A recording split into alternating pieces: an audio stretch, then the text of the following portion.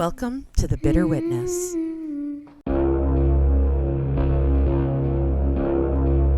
Don't be scared. Hello. Welcome back. I'm Rebecca, and I'm your host for The Bitter Witness. I hope you've had a good week. I've had a great week. Literally relaxing and puttering. Puttering around the house, just doing some odds and ends that I probably should have taken care of long ago. Doing my research, just normal living day-to-day stuff. The Christmas crap is all put away, and I'm ready to start the new year. A new production has started at the theater, and this time I've taken the role of stage manager. My bestie, Vanessa, is making her directorial debut, so I couldn't be anywhere else but by her side, supporting her through the entire process. Love you, V. Well, that's about it from my little corner of a snowy and freezing cold Ontario. Let's get the business out of the way, shall we?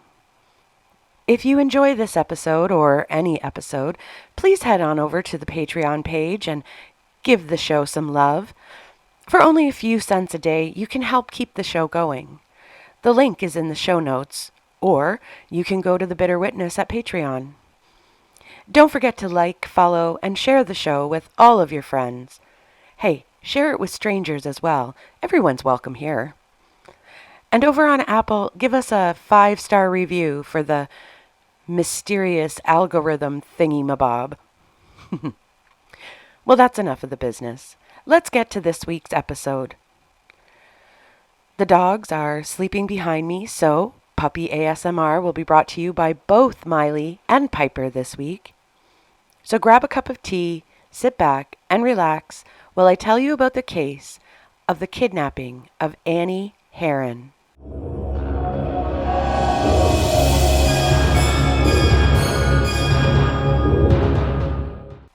As always, I want to give the victims in the case top billing. So, Annie, and to all of Annie's friends and family, I acknowledge you and I send my love to you wherever you may be. Targeting an innocent individual as a twisted form of payback for a perceived wrong is a profound perversion of justice.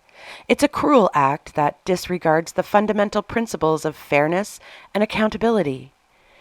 Instead, opting for a barbaric logic that sees the suffering of the uninvolved as a valid means of settling a score. When an innocent person is made a pawn in such a vendetta, their life and well-being are completely devalued, reduced to a mere instrument in someone else's misguided pursuit of retribution. Their very presence is erased, leaving behind a void that echoes with the chilling reality of vigilante justice gone horribly wrong. This absence is a constant, deafening reminder of the devastating impact of misdirected anger. These acts are not justice.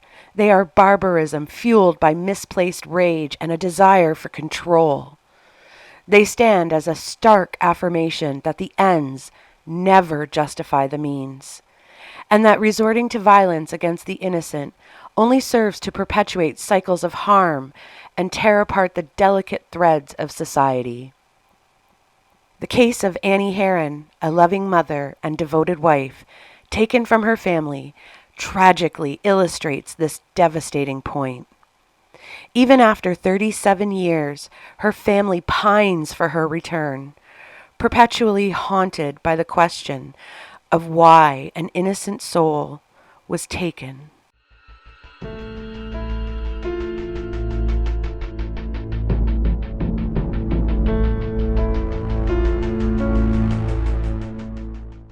On July 26, 1988, Annie Lauren Hearin had coffee with her husband Robert, just as they had done for over 40 years. And after coffee, Robert would head out to work. Robert Matlock Hearin, I love that his middle name is Matlock. Love it. Robert Matlock Hearin was well known in the Jackson, Mississippi area. He was one of the foremost financial wizards. According to U.S. Attorney James Tucker, Robert and Annie had been early investors in oil, and because of that, and Robert's brilliant financial mind, they had become one of Mississippi's wealthiest couples. In 1988, they were worth more than $100 million. In today's money, that would be $200,666,000. So we're talking the 1% here. But Robert and Annie weren't like many of those who are in the 1% category. They were well known for their philanthropy to the Jackson area and had many friends who weren't in the 1% category. They were pretty much a down-to-earth couple. Robert and Annie had lived in the same house since they were newlyweds. They had raised their 2 children together, and they seemed very happy. On July 26th, Annie was going to be hosting her bridge club that afternoon at the family home. By 3:30, the bridge club had left, and the Hearin's maid had finished cleaning up and checked in with Annie to see if she needed anything else done before she left for the day. Annie told the maid to go on and enjoy her day. She was just going to sit down and enjoy some quiet reading time until Robert returned home from work. At 4:30, Robert returned home from work.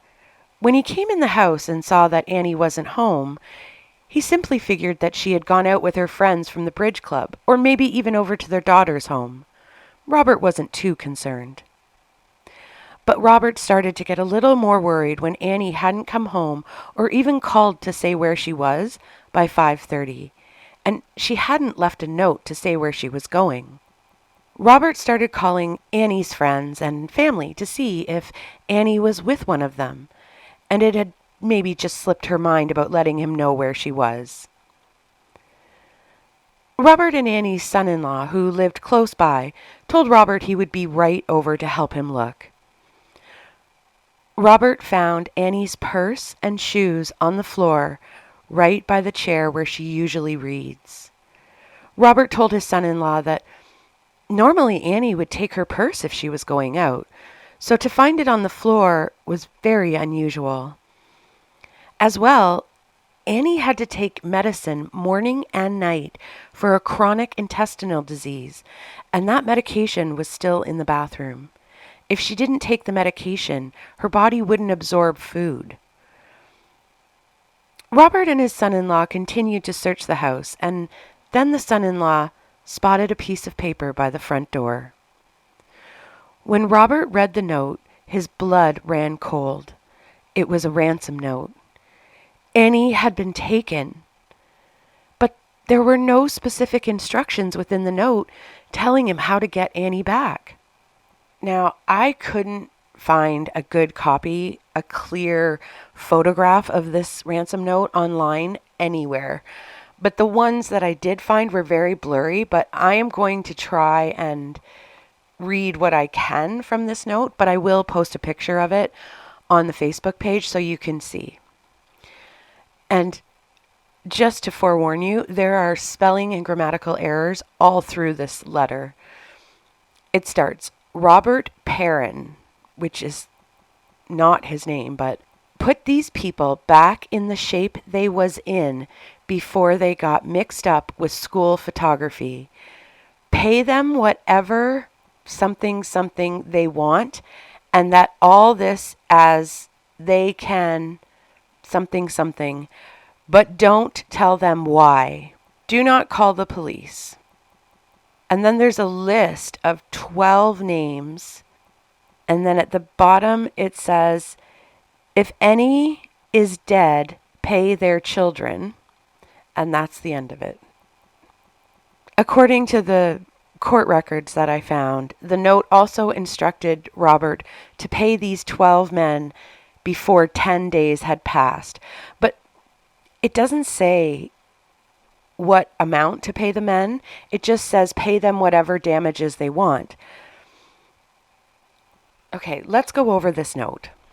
This is maybe one of the weirdest ransom notes I've ever looked at. To begin with, there's no amount of money listed in this note. It just tells Robert to pay these 12 men damages, whatever they want, but not to tell them why he's paying them. The note gives him a 10-day deadline to pay these 12 men, but that's it. Annie isn't even mentioned in the note at all. Usually in ransom notes, the kidnappers will include a line like, "If you ever want to see your loved one again," or "Do as we say or your wife will die," something like that. But this ransom note didn't even allude to the fact that they had taken Annie. And there were no instructions on how to get Annie back, or that they would call in the future with Robert's instructions. It's a very strange ransom note. So Robert waited for a few hours to get a call from the kidnappers, thinking that they would maybe call to let him know how to get Annie back. But there was no call.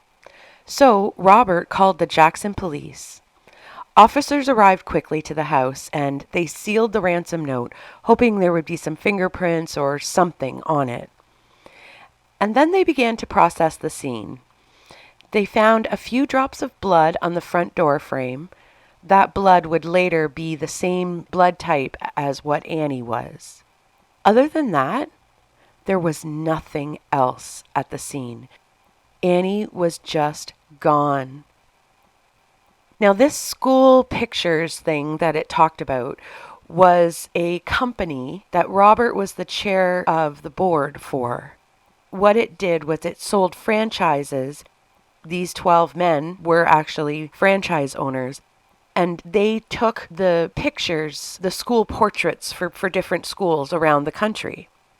When Robert took over the school pictures company, the company was in a lot of financial trouble, mainly because those that had bought franchises from the company had not paid the company and owed the company thousands and thousands and thousands of dollars. So Robert initiated 12 lawsuits against these photographers that hadn't fulfilled their contracts in paying the company. And the 12 men's names that were on the ransom note were the same people that were in the lawsuits. The Jackson police called in the FBI as this was a kidnapping case. Agents arrived at the Hearin home the next morning and set up a command center and tapped the phones in the house. They collected all the writing pads and paper inside the home to see if the note had been typed at the house or if the kidnappers had brought it with them. The FBI brought in their own technicians to search the outside of the house and the inside of the house, looking for anything that might lead them to the people who took Annie. But again, they found nothing. No cigarette butts, no chewing gum, nothing. Agents began to canvass the neighborhood, but for the most part, neighbors or people working at neighbors' homes reported seeing nothing out of the ordinary the day before, and no one had seen Annie leaving the house or being taken out of the house. 2 days later, as agents were still canvassing the neighborhood, they interviewed a neighbor of Robert and Annie's, a Dr. Posey. He told the agents that he might have seen something, but he wasn't sure if it was actually related to Annie's kidnapping. Dr. Posey said that 2 weeks earlier he was heading out to run errands, and as he was leaving, he drove past a man sitting in a white van that was parked near to his home. But where the van was parked, it was completely opposite of Robert and Annie's house, like it was just sitting staring at Robert and Annie's house. When Dr. Posey returned a few hours later from running his errands, the van and the man were still parked in the same spot. The man sitting in the driver's seat seemed to be looking at a map. Dr. Posey thought the driver might need some help, so he walked over to the van and asked the driver if he could help him. The driver responded with, "Is there a law against parking in this neighborhood?" Dr. Posey said that it was a weird response, which is what made him remember it, especially after Annie was kidnapped. A couple of minutes later, the man in the van drove away, and that was the last time Dr. Posey had seen it. A construction worker, George Hawkins, who was repairing the foundation of a church around the corner from Robert and Annie's home, testified that he spoke to a man at the church the day before Annie was kidnapped, and this man was driving a white van. Then the agents came upon another neighbor, a Gail White, who had seen a white van parked on the street in the same spot that Dr. Posey had seen, but about 3 months earlier. In both accounts from the witnesses, it seemed to be the very same van, or at least a very similar van. When Gail White saw this van, she was very suspicious of it, and she wrote down the license plate. "See, this is me. I'm that neighbor. I'm always looking out the window, watching who is on my street. Well done, Gail. I've said it before, it is so much easier to find a car than it is a person. And if they can find that car with that plate, maybe there was a chance they could find Annie." Agents ran a check on the plate number, but unfortunately, that plate had been reported stolen off of a car at the New Orleans airport. The results came back on the paper from Annie and Robert's home. The ransom note had not been typed on any paper from inside the house. Technicians also analyzed the typeface used on the note. They used their database of typewriter typeface, I guess they have, and it was found that the note was typed by a Royal typewriter that had been manufactured between 1912 and 1927. Someone used an antique typewriter to type this ransom note.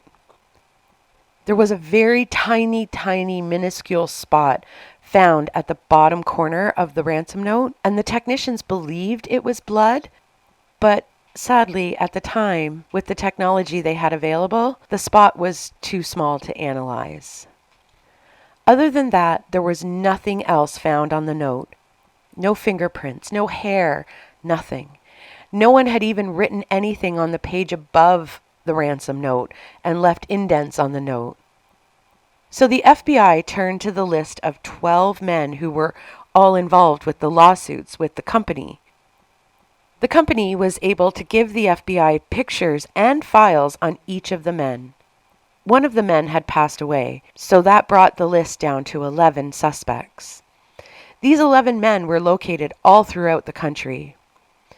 The good thing about the FBI is they've got offices all over the US of A. After digging into the 11 men, the FBI learned that the majority of the 11 had serious financial difficulties. The FBI sent out agents to watch the 11 men in the hopes that one of the men might lead the agents to Annie. Even though they were watching the men, there was no proof or even evidence that any of them had anything to do with Annie's kidnapping. They were literally grasping at straws and trying anything they could think of to find Annie, which is what you want them to do.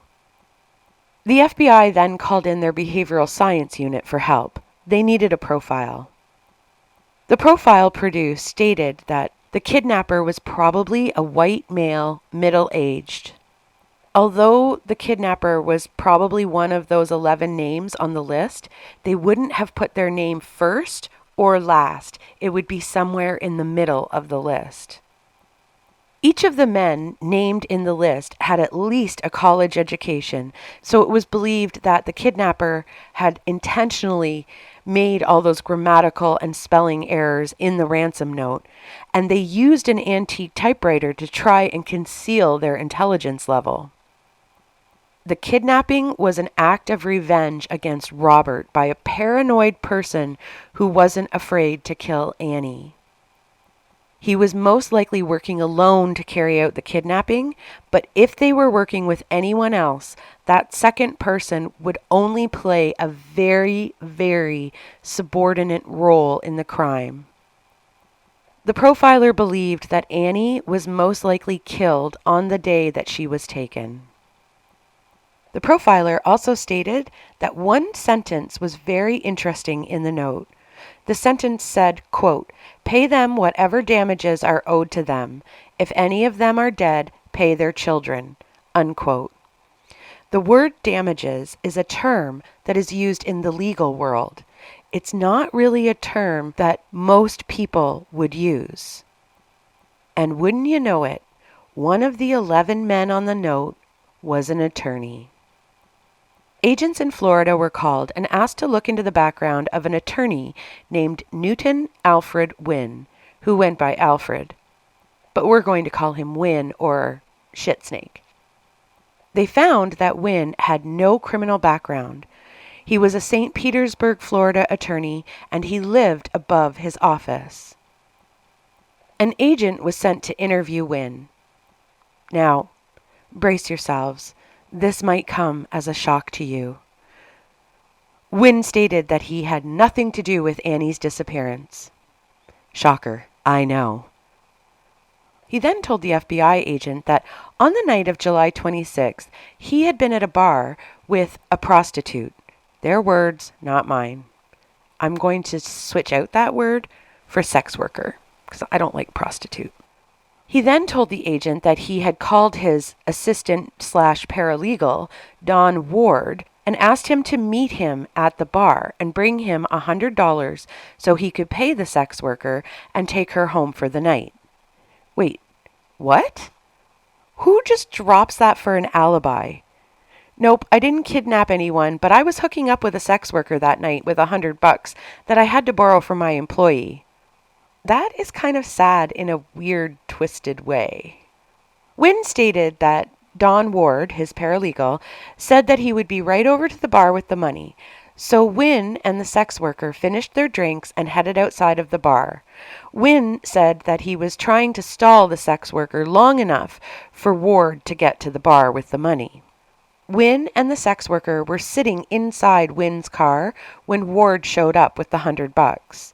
Wynn stated he got out of the car, got the money from Ward, and then he and the sex worker left together in Wynn's car. You know, I just bet that Don Ward was thinking about all of his life choices right after having to deliver money to his boss so his boss could buy some sex. I know I would be. Then Wynn told the agent that other than those details, he couldn't remember anything else from the night. He couldn't even remember the name of the bar or the name of the sex worker. Oh, I smell some pig shit here. You don't remember the name of the bar? The bar where you picked up a sex worker and then you called your assistant to come and bring you sex money? Sure, Wynn, you shit pig. The next day, FBI agents returned to Wynn's office when they knew he wasn't there to check out Wynn's alibi with Ward. Ward told the agent that what Wynn had said was true, but that Ward couldn't remember the name of the bar either since he himself had never been there before or since the night of the 26th. Oh, so now we have two shit pigs. They are so lying. This was only a couple days after Annie was taken. This isn't like months and months later. They are both full of shit. So the FBI started looking into both Wynn and Ward, and they found something interesting. Wynn had paid for Don Ward's schooling at a community college, and Wynn was paying Ward a very, very puny, pathetic salary. With all of that, there was, for some unknown reason, a very strong bond between the two of them. So agents decided to take another run at Don Ward. He told the agents that he did take Wynn money for a sex worker at a bar on July 26th. But when asked about the lawsuit with the school photography company, Ward told the agents that Wynn had been furious when the lawsuit happened, and that Wynn had fought the lawsuit with a vengeance that Ward had never seen from him before or since. Wynn had tried to claim bankruptcy 3 times during the lawsuit to try and get out of paying his debt to the photography company. But that hadn't worked, and in the end, the U.S. Marshals showed up at Wynn's office and confiscated all his valuables, which included 1,000 shares of very expensive stock and Wynn's beloved European sports car that he treasured. As well, Wynn's legal office was put up for auction, And on July 6th, just 20 days before Annie was kidnapped, Wynne was notified of an eviction hearing, but Wynne refused to leave his office building. Ward also told the agents that Wynne was beyond furious and cursing the photography business. So, Wynne was in deep with this photography franchise, and Ward told the agents that Wynne believed that this company had ruined his life. Sounds like a motive for revenge to me. FBI started looking into vehicles owned both presently and in the past, not just of Wynne and Ward, but of all their friends and families. And guess what they found? Don Ward owned a white van.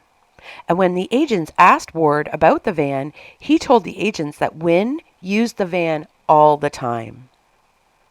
So the FBI went to the previous owner of the van, and when they interviewed this woman, she told the agents that it was actually Wynne who had bought the white van from her, not Don Ward. She said that Wynne was really weird, and when he agreed to purchase the van, he was adamant that his name not be on the title of the van. So the woman had left the line for the name of the owner blank. But then the FBI learned that the white van had been in a repair shop on the day of the kidnapping. Let's look at what we have so far. We have Annie missing, some of her blood on the front door frame, a ransom note left behind. But the ransom note has really no evidence on it and no instructions. There were no eyewitnesses that saw Annie leaving or being taken from the house on July 26th. The ransom note mentions the name of a business that Robert was chairman of the board for that was involved with lawsuits, and we have 12 men listed on the ransom note who were also the subjects of those lawsuits. We have a white van seen in the area of Robert and Annie's house 3 months and 2 weeks before Annie is kidnapped. Then we have a couple of shit pigs, Wynne and his slimy assistant, Ward, who can't remember the name of a bar, which is supposed to be their alibi for the night of the kidnapping. But Annie was taken sometime between 3:30 and 4:30. Was Wynne at the bar with the sex worker that early in the afternoon? And if so, where was Ward? And we have Wynne buying a white van but refusing to have his name on the title, and the van ends up in the name of Ward? Don't forget, Wynne's life was pretty much destroyed just 20 days before Annie's kidnapping due to the lawsuit with the photography company that was mentioned in the ransom note. That's about everything we know so far. And when you break that all down, there's a lot of coincidences, but there's really no evidence that Wynne and or Ward kidnapped Annie. Agents brought Dr. Posey, George Hawkins, and Gail White, the 3 people from the neighborhood that had seen the white van, and asked them all to look through a photo lineup and see if they could recognize the driver of the white van. All 3 immediately picked out the photo of Alfred Wynne. So Wynne had been in Robert and Annie's neighborhood a few times in a white van. The FBI knew that Wynne had to be involved with Annie's kidnapping, but they just didn't exactly know how. If his alibi was solid with the sex worker at the bar on the day that Annie was taken, that meant he had to have hired someone to kidnap Annie. The FBI decided to put Wynne under surveillance. But the entire time that Wynne was under surveillance, he didn't do anything that would lead agents to Annie or even raise suspicions. 11 days after Annie was taken and 1 day after the deadline of the ransom note, agents asked Robert to make a televised appeal for Annie's return. They hoped that by having Robert give the press conference, the kidnappers would contact him and give them a chance to find Annie. During the press conference, Robert pleaded with the kidnappers to let Annie go and to contact him to tell him what to do to ensure Annie's safe return. About a week later, on August 15th, Robert received a letter in the mail, and the envelope was in Annie's handwriting. The letter was postmarked August 12th and had been mailed from Atlanta, Georgia. The letter itself was also written in Annie's handwriting. In the letter, Annie begged her husband to do what the kidnappers told him to do. The letter said that if Robert didn't do what he was told, the kidnappers would seal her up in a cellar with only a few jugs of water inside the house she was in and leave her there to die. But again, just like the initial ransom note, there were no instructions of what Robert was supposed to do. Agents began to analyze the language in the letter. Robert and his children stated that Annie never used the word cellar. She always used the word basement. And Annie's family felt as though she wouldn't use the phrase jugs of water. She would have been more likely to say bottles of water. So based on that information, the FBI figured that the letter had been dictated to her by her kidnappers. And if the letter was dictated to her, the specific details of the letter could be false, like that she was in a house or that they were going to seal her up in a basement. So basically, the letter from Annie was another dead end. But it did give them a little hope that Annie was still alive. Robert had no idea what he was supposed to do exactly to get his wife back, so he did the only thing he could do. He wrote checks to all the men that were listed in the first ransom letter. Robert got his lawyers to go back through the lawsuits of each of the 12 men and find out how much each of them had to pay in each case, and Robert wrote 12 checks accordingly. In total, Robert wrote out almost $1 million in checks to the 12 men named in the ransom note. Inside each envelope with each check, Robert put a note asking for Annie to please be released and allowed to come home. FBI had the post office deliver each of the letters the next day. When Wynn received his check for $145,000 and the note from Robert, Don Ward was watching him for the FBI, and according to Ward, when Wynn opened the letter, he looked at Ward and stated, "This is not what I wanted." He then told Ward that what he had wanted was to get his life back and to get his stuff back. And then Wynn sent the check back to Robert with a letter stating that he hoped Annie would be returned safely. When Wynn sent back the check, FBI assumed that Wynn had orchestrated Annie's kidnapping as an act of revenge for the photography company ruining his life. They figured he was never interested in getting money back, meaning there was a very small chance that Annie would ever be found alive. Several of the men on the list that received checks from Robert sent the checks back with letters that stated that they were very sorry for what had happened to Annie and that they wanted nothing to do with the money. They didn't want to benefit through his grief. 2.5 months had passed and there was no movement in the case.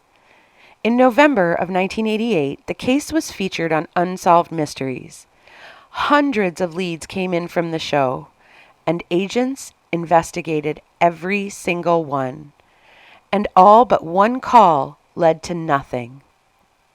But the one call that maybe led to something was a woman in Florida, and it piqued a little interest with the agents. During the episode, none of the names of the 12 men from the ransom note were mentioned, and the woman from the Florida call stated that if Alfred Wynn's name was on the list, then she had some important information for the FBI. The woman who called turned out to be a spiritual advisor. And at first, FBI agents were skeptical because, well, they're the FBI, and they're not known for working with mediums or psychics or anything like that, but they followed the lead and met with the woman. When they arrived to speak with her, they found out that this woman had quite a renowned reputation within the law enforcement community, as she had successfully assisted with many police agencies to solve cases in the past. She told the agents that she had met with Wynne 4 years earlier in 1984. Wynne had come to the woman asking her what he should do, as he was having problems with the head of a photography company. Wynne told the woman all about the legal and financial issues that he was having with the company. The woman told him to use the court system and have his problems resolved legally there. Wynne told her that he had already done that and it didn't work, and that was why he had come to see her. Wynne told her that he wanted to kidnap the head of the company and hold him hostage until he got what he wanted. He told the woman that he had the perfect place to hold the head of the company once the kidnapping had taken place, but he was looking for someone to help him. She again insisted to Wynne that he use the court system to work out his problems. Wynne wasn't very happy about her suggestions and left. About a month and a half later, Wynne called the woman again and asked if she would help him carry out the kidnapping of the head of the photography company. She told him no. And that was it? Why didn't she call the FBI? Or the police? She worked with law enforcement. What the hell? As far as I'm concerned, this woman owns some guilt in Annie's kidnapping as much as the people who kidnapped her. You work with law enforcement. If someone tells you they want to do something bad, like kidnap the head of a company, you should be telling someone that you've worked with in law enforcement. They could have warned Robert and Annie. Robert and Annie could have increased their security or moved or something. And then when he calls back a month and a half later and asks her to help him, why didn't she call the police even then? Even then, she would have been able to do something. Not only is it the right thing to do, but by calling law enforcement and telling them what you know, you let yourself off the hook. You've done your due diligence. You can sleep at night and look at yourself in the mirror. I don't think this woman can, and I hope she doesn't. Not this female shit snake. This woman is a shit snake-ass. She just wrote down what Wynne said and then filed it away in the drawer. Sorry, lady, but you have blood on your hands, and karma is a bitch, honey. So by the end of the interview with agents, this shit snake S ensured that the FBI would protect her from Wynne, and then agreed to set up a meeting with Wynne. And she would allow the FBI to wire her office for sound and video to capture the meeting. So make sure that you don't get charged with anything and that Wynne can't hurt you, and then you'll help them. What a bitch. The woman called Wynne and asked for a meeting, and Wynne agreed. In early December of 1988, Wynne arrived, and when he did, there was FBI everywhere outside that building, listening and watching. The woman told Wynne that she had seen the case on Unsolved Mysteries and asked him if he had followed through on his plan to kidnap Robert Hearin, but took Annie instead. Wynne denied having anything to do with the kidnapping and told the woman that he had changed his mind about kidnapping Robert Hearin. So at least by watching and listening to this meeting, FBI were able to confirm that 4 years ago, Wynne was planning to kidnap Robert Hearin, and what the woman had told them was most likely true.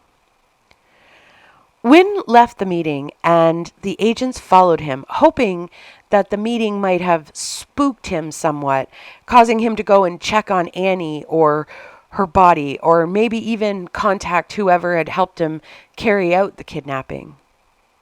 But sadly, that didn't happen. A few weeks later, FBI learned that Wynne owned a cabin in swampland in Florida. They were able to obtain a search warrant and headed out to the cabin. But there are no basements in cabins in the Everglades in Florida because, well, it's swampland. and you really don't want a basement there. And after searching the cabin and all the surrounding buildings and areas, there was absolutely no sign of Annie or that she had ever been there. In July of 1989, a year after Annie had been kidnapped, Wynne sent an entire filing cabinet to the IRS and told them to have at it with the cabinet. Apparently, Wynne was in a dispute of some kind with the IRS. This guy just seems to have issues with everyone, doesn't he? Can you imagine just wrapping tape around your filing cabinet and mailing it to the IRS? Here, fuckers, find the papers yourselves. Who does that? And there were thousands and thousands of documents inside that cabinet.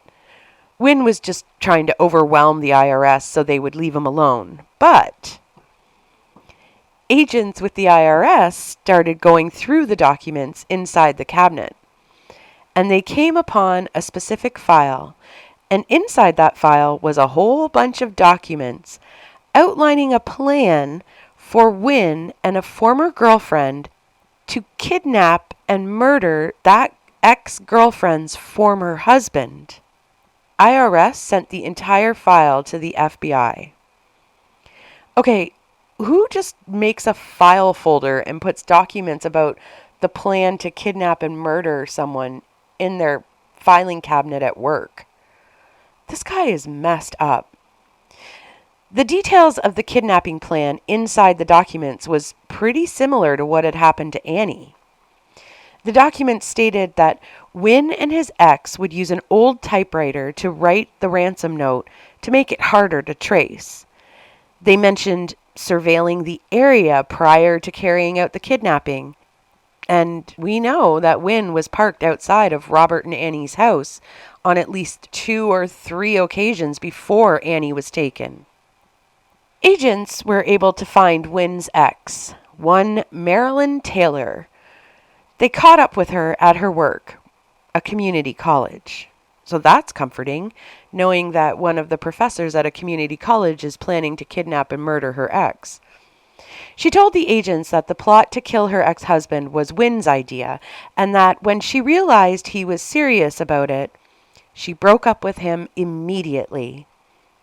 She said that she hadn't had any contact with Wynne until about August of 1988, when out of the blue, Wynne called her and asked her to meet him at a motel in DeLand, Florida. She stated that Wynne approached the car and handed her a note.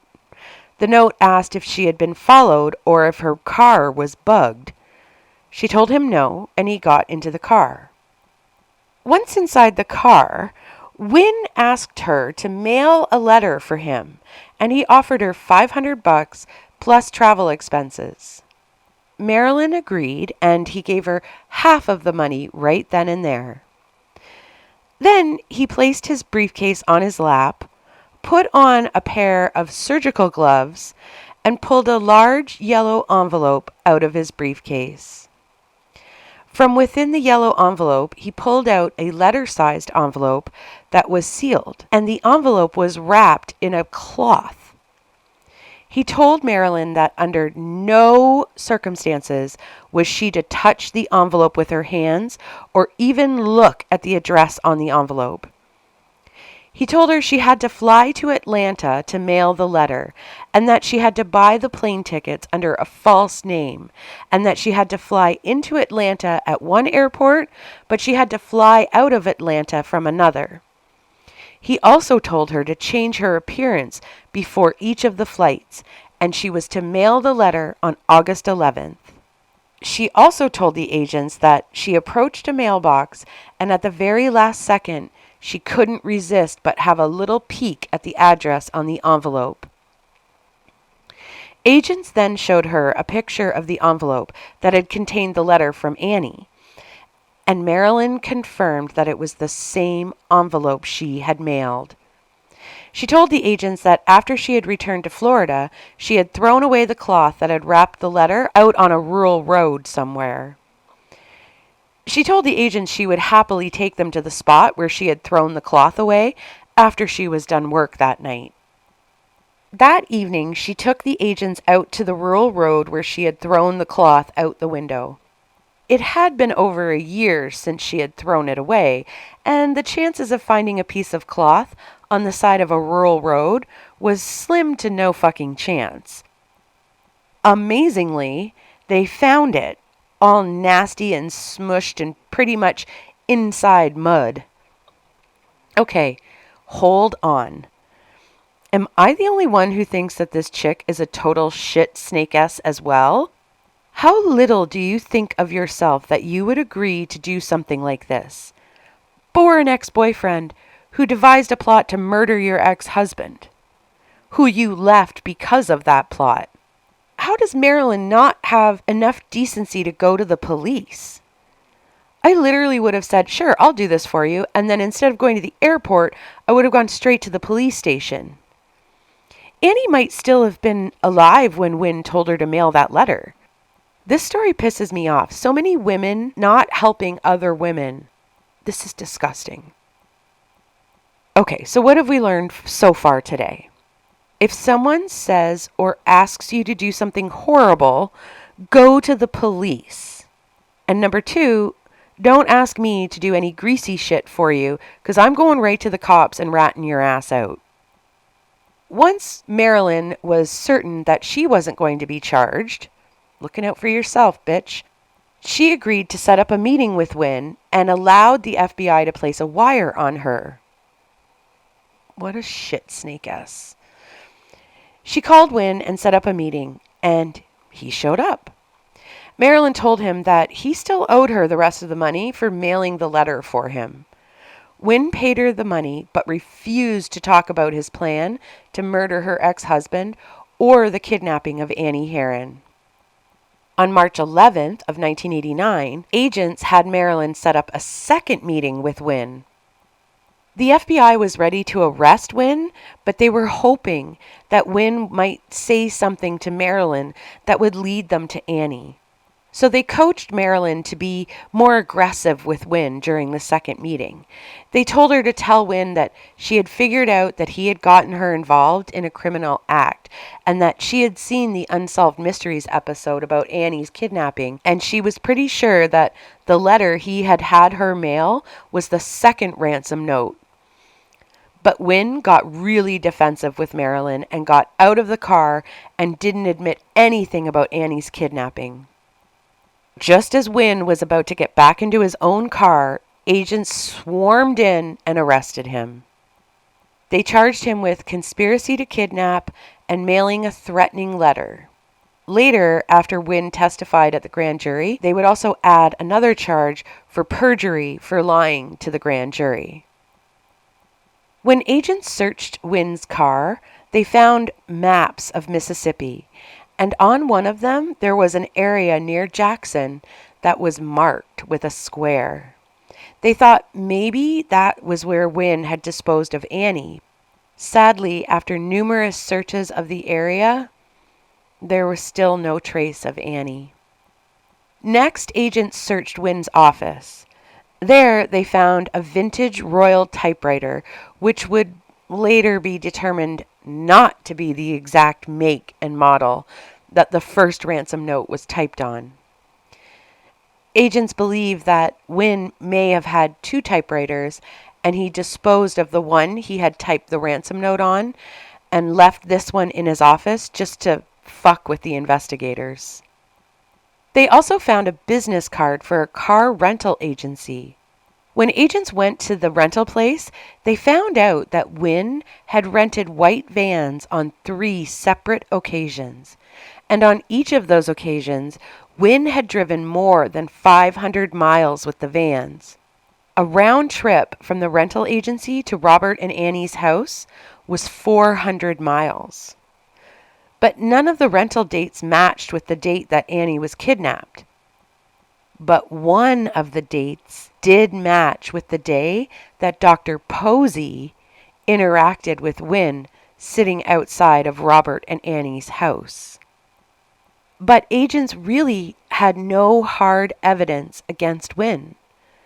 So the U.S. Attorney and FBI agents brought Ward in for another interview.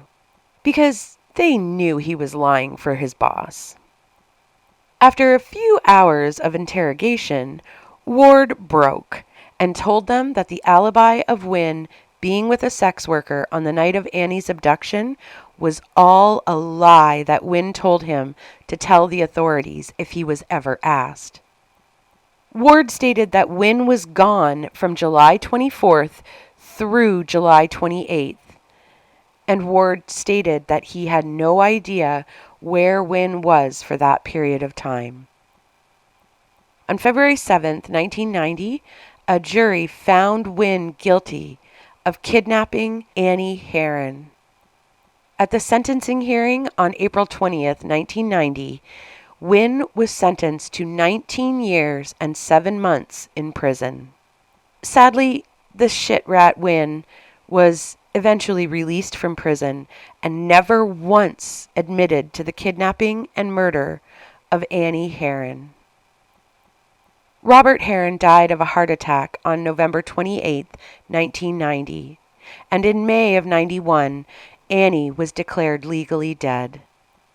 According to the U.S. Attorney for Jackson, Mississippi, the case of the kidnapping of Annie Hearin remains open until they find where Annie is. Robert and Annie's family are still waiting for someone to come forward and tell them where they can find Annie's remains and lay her to rest beside her beloved Robert. And that, my friends, is the case of the kidnapping of Annie Hearin.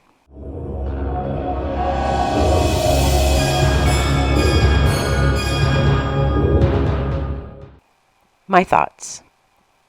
I think Wynne did it.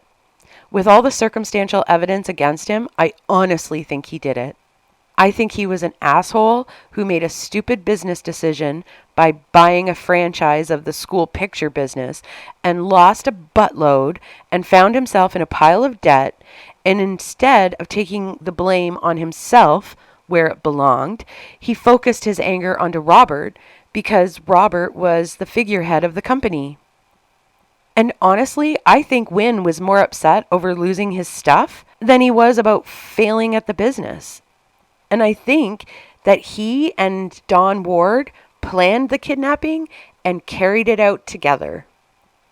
As to where Annie is, sadly, knowing that Wynne was from Florida and that he had a shack in the swamp, I think he took Annie to the Everglades and just left her there. With the number of alligators and crocs and all the other predatory animals out there, there wouldn't be anything left to find of her body. For those two women that knew about the kidnapping and didn't contact police, shame on you. Shame. That is not how women are supposed to treat other women. We need to help each other. And you knew that there was a woman in danger and you did nothing. You both are, as I said before, shit snake S's. I really hope that someday, if you ever find yourself in a situation where you need help, that another woman thinks more of you than you did of Annie and helps you. Karma is a bitch, girl, and she never forgets.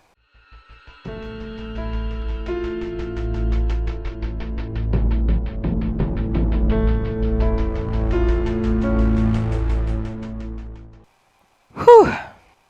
What a horrible case. You know, I grew up with all the parental scare tactics of the 80s, so kidnappings are my trigger.